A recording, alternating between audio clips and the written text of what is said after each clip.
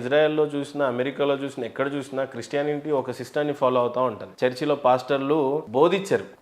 Just దేవుడు ఉంటాడు, ఎంత కామ్ ఉంటుంది అని అంటే జస్ట్ పోయి గంట కొట్టాలన్న భయం వేస్తూ ఉంటుంది, అంత కామ్నెస్ ఉంటుంది. ఈయన స్వయంగా మోకరించి దేవుడిని ప్రార్థించుకొని ఈయన కష్టాలు ఉంటే బాధ చేసుకొని వచ్చేస్తాడు. ఈయనకి ఏమైనా ఇష్టం ఉంటే వేస్తాడు కావచ్చు గాక, కానీ ఇట్లా పరిచర్యలు పెట్టి. అండ్ ఇంకోటి ఇంకా బాగా మంచి విషయం మిమ్మల్ని అడగాల్సిన విషయం ఏంటంటే, దేశమే కాదు ప్రపంచం సస్తు కొట్టుకొని బతుకుతుంది ఇది ఒక్క విషయం మీదనే. సర్వనాశనం అవుతుంది. గ్లోబలైజ్డ్గా చాలా దేశాలు సర్వనాశనం అయినవి కూడా ఇవే.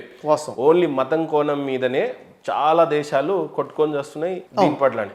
అయితే ఇప్పుడు నాకు ఒక విషయం చెప్పండి, ఏది నిజమైన ధర్మం? ఇది అదే చెప్తున్నాను. మొదలు మీరు ఆపారు. కలవరి టెంపుల్ సతీష్ గారు ప్రజల నుంచి దశంభాగం కాదు కదా, ఇంకో దశంభాగం తీసుకోండి, నో ప్రాబ్లం. కానీ కనీసం వాళ్ళకి దేవుణ్ణి పరిచయం చేయండి అంటున్నా నేను. ఏ రకంగా ఆయన పరిచయం చేస్తుంది? యేసు ప్రభుని అంటున్నాడు కదా, ఇంకే ఎవరిని పరిచయం చేస్తున్నారు? యేసు ప్రభు వారిని, యెహోవాని. ఎవరు దేవుడు ఇంతకి? యెహోవా దేవుడు అనుకుందాం. యెహోవా దేవుడా, యేసు దేవుడా, పరిశుద్ధాత్మ దేవుడా? చూడండి, యెహోవా పరిశుద్ధాత్మ యేసు ప్రభు ఒకరే అంటారు అని బైబిల్లో స్వయంగా దేవుడిగా ఉన్న నేనే మనిషి రూపంలో వచ్చానని వాళ్ళు బిలీవ్ చేస్తారు. లేదు బైబిల్లో. అదే అన్నాను, బైబిల్ చేత పట్టుకొని ఇంకేదో బోధించడం, ఖురాన్ చేత పట్టుకొని ఇంకేదో బోధించడం. అంటే మీ దృష్టిలో నిజమైన దేవుడు ఏమని బోధించాలి?